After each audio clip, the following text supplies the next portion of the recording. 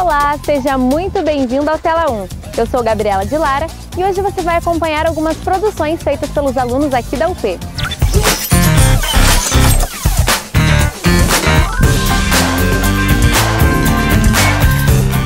Empatia é a ação de se colocar no lugar do outro e enxergar o mundo com os seus olhos. Hoje vamos tentar entender o que acontece com as pessoas ao nosso redor. A pluralidade traz beleza ao mundo e ver o outro com amor faz toda a diferença. Durante a vida acadêmica, os jovens universitários são cercados por diversas decisões. Futuro, trabalhos e a vida profissional são alguns dos pensamentos diários desses jovens. Mas hoje existe um grande transtorno que vem afetando os universitários: a depressão. 58% dos brasileiros sofrem de depressão, segundo a Organização Mundial da Saúde.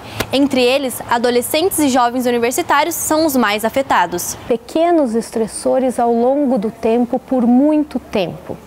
Por exemplo, o aluno que tem muitos trabalhos para fazer, que trabalha fora, que tem muitos estágios, né?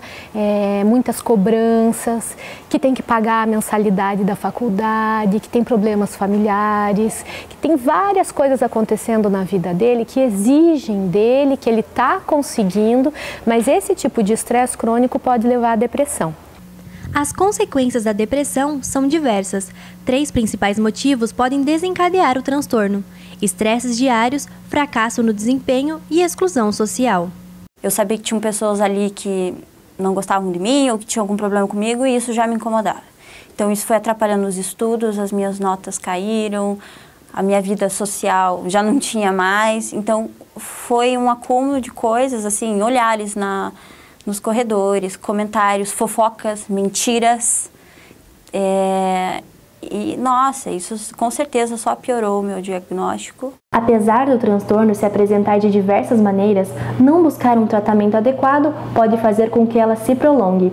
Estar atento para os sintomas é importante. A pessoa se sente triste, ela verbaliza muitas vezes que a vida para ela não faz sentido, que não tem mais vontade de viver, que está sempre muito cansado, sem ter tanta razão para isso. Esse é o primeiro sintoma. O segundo sintoma é o que a gente chama de anedonia, ou perda de prazer.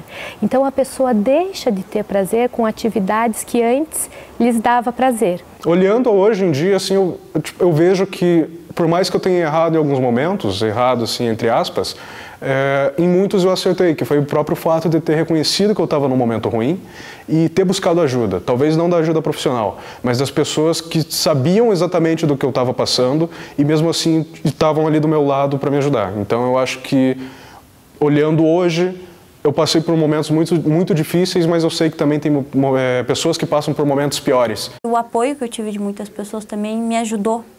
Então, eu acho que o apoio é muito importante nessa questão. As pessoas trazem a gente de volta, sabe? Apoio é o que oferece o Centro de Inclusão aos nossos colegas aqui da universidade. E é isso que a próxima produção vai contar pra gente. No Brasil, conforme o último censo em 2010, existem cerca de 45 milhões de pessoas com deficiência, o que representa quase 24% da população brasileira. Ainda segundo os dados do IBGE, apenas 6% concluíram um curso superior. E mesmo que a maior parte da população com necessidades específicas esteja longe da universidade, há iniciativas que fazem a diferença, como acontece aqui nessa universidade na capital paranaense, que disponibiliza para os seus alunos e funcionários um centro de inclusão para auxiliar no processo. O centro de inclusão ele foi criado em 2009, então por foco existia uma grande quantidade de alunos surdos estudando na universidade. Quem fazia essa gestão do profissional que atende o surdo, que é o intérprete de Libras, era o RH.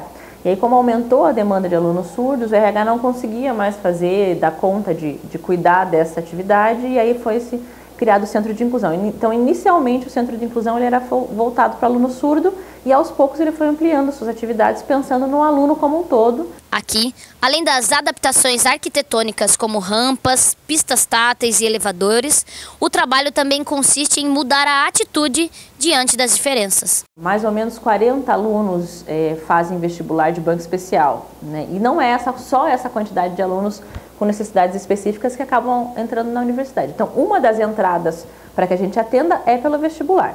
As outras entradas são Família que vem conversar com o coordenador do curso, que o aluno tem alguma necessidade específica e o coordenador encaminha para nós. Aluno que vai conversar com o próprio professor em sala de aula. Olha, professor, eu tenho dislexia e tenho dificuldade na sua disciplina, que é muita leitura escrita.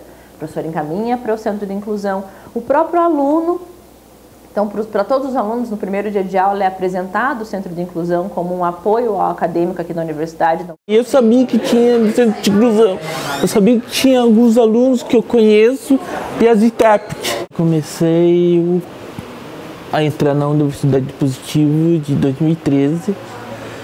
Eu faço curso de sistema de informação, mas meu objetivo eu tenho interesse mais da tecnologia, então tive algumas dificuldades de programação, arquitetura, orientação a objeto, mas no momento que eu tentava interagir com os amigos para entender, para se adaptar, facilitar, uma aprendizagem da programação. Eu acompanho ele durante as aulas, durante trabalhos, reuniões referentes à disciplina, apesar que o Luan é bem independente, mas tem alguns alunos que a gente atende aqui que precisa estar em todos os momentos, porque não fazem a oralização, não fazem assim como ele, né? Não tem essa facilidade com a oralização, entender o que o ouvinte está falando, a outra pessoa está falando, e também se fazer entender através da voz. Então, alguns alunos surdos, a gente precisa ser a voz dele também.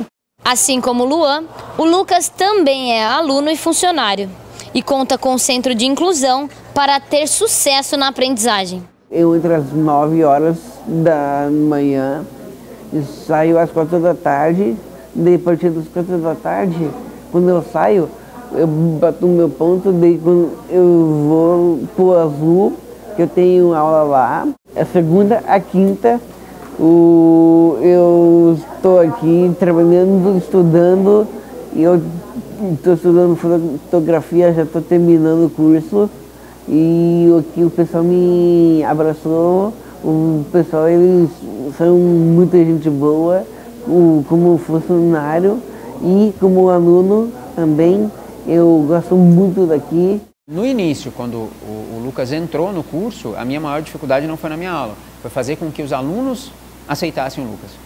Então essa é a principal questão, não vem de uma questão do professor. Muitas vezes vai do professor ter essa ideia, essa percepção de como um mentor fazer com que a sala aceite ele também.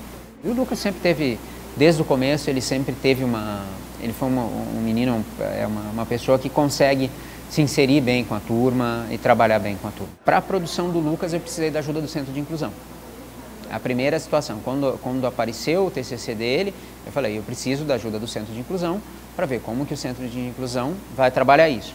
Porque algumas coisas, o que um trabalho de TCC exige, eu sabia que ele não conseguiria executar sozinho, e só com orientação. Ele teria que ter uma ajuda de terceiro, principalmente por questão técnicas. Eu sinto que como professor eu cumpri meu papel, né? Que é de ensinar todos como iguais, que esse é o princípio da inclusão, né? Outra grande mudança veio no ano de 2016 com a nova política de cotas. Com a nova regra, os alunos com deficiência passaram a concorrer aos 50% de vagas para os cotistas, junto com alunos de baixa renda, negros, pardos e indígenas. É um trabalho de formiguinha todo dia, né? Fala com um aqui, explica para outro ali, para que isso vá se disseminando e a gente consiga que a inclusão, que a palavra inclusão deixe de existir, né? Que tratar as pessoas com respeito seja natural e que a gente não precisa ter um processo de inclusão, que seja natural lidar com a diferença do outro. Você já refletiu sobre as diversas formas de amar alguém? O que para alguns parece um velho costume, para outros pode se tornar um verdadeiro incômodo. Mas que bom que no mundo temos espaço para as diferentes formas de pensar. Conheça agora o que é o amor livre. Então, oi, meu nome é Amanda e hoje eu vivo um relacionamento não monogâmico com meu namorado. Não foi sempre assim, a monogamia é algo que é pressuposta para as pessoas, né? Quando as pessoas nascem, do mesmo jeito que presume-se que elas serão heterossexuais, também se presume quando elas tiverem relacionamentos sérios, esses relacionamentos serão monogâmicos.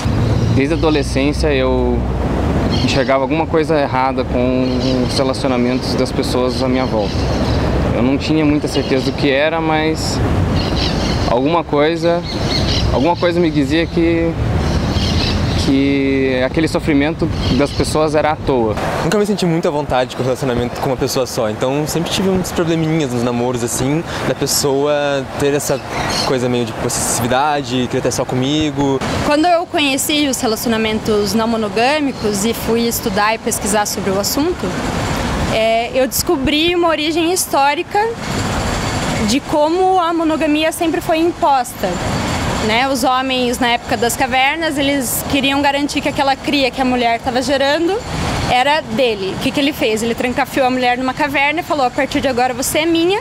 E ao mesmo tempo ele continuou dando as suas voltinhas e transando com quem bem entendesse, Então, para mim, a relação não monogâmica é uma forma mais justa da gente se expressar as nossas vontades. Eu acho que eu nunca parei para pensar exatamente. Era meio que uma coisa natural, assim. Você pensar que, sei lá, você não precisa ter alguém da maneira que seja convencional. Você pode ter alguém do jeito que você acha que é melhor para você. Sempre me perguntam se eu não tenho medo que ele se apaixone por outra pessoa ou eu me apaixone por outra pessoa. E, na verdade, esse medo, para mim, não faz sentido, assim. Por mais que no começo, quando a gente abriu o relacionamento, houvessem algumas inseguranças nesse sentido, hoje em dia, para mim, eu vejo com muito mais naturalidade. Não é porque eu sinto atração por outras pessoas que eu deixo de amar o meu namorado. Nunca namorei por conta disso, mas eu não sabia exatamente o que estava acontecendo, eu só sabia que tinha alguma coisa errada.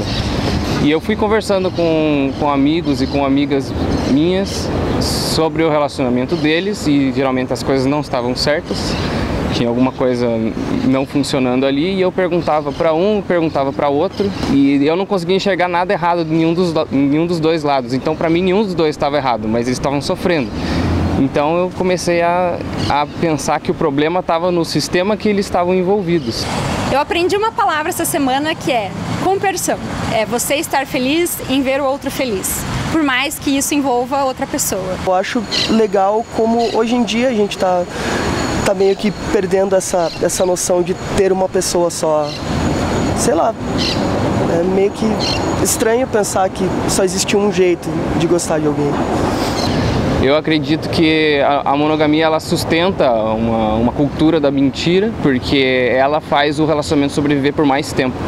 Eu acho bem difícil pessoas que passem uma vida inteira, sei lá, 60 anos juntos, e nunca ninguém seja interessante. Eu acho que a sinceridade e a liberdade elas estão caminhando juntas nesse processo do amor livre. É preciso falar mais sobre isso, deixar mais claro o que está acontecendo, porque se for escondido, aí fica mais difícil ainda de as pessoas enxergarem e aceitarem. Isso existe, acontece para muitas pessoas desse jeito. As diferenças existem e é muito importante dar voz àqueles que nem sempre são ouvidos. Parabéns aos nossos alunos por mais essas produções. Lembrando que se você quiser conferir outros vídeos, basta acessar o nosso canal no YouTube. O Telão de hoje fica por aqui e nós esperamos você no próximo programa. Até mais!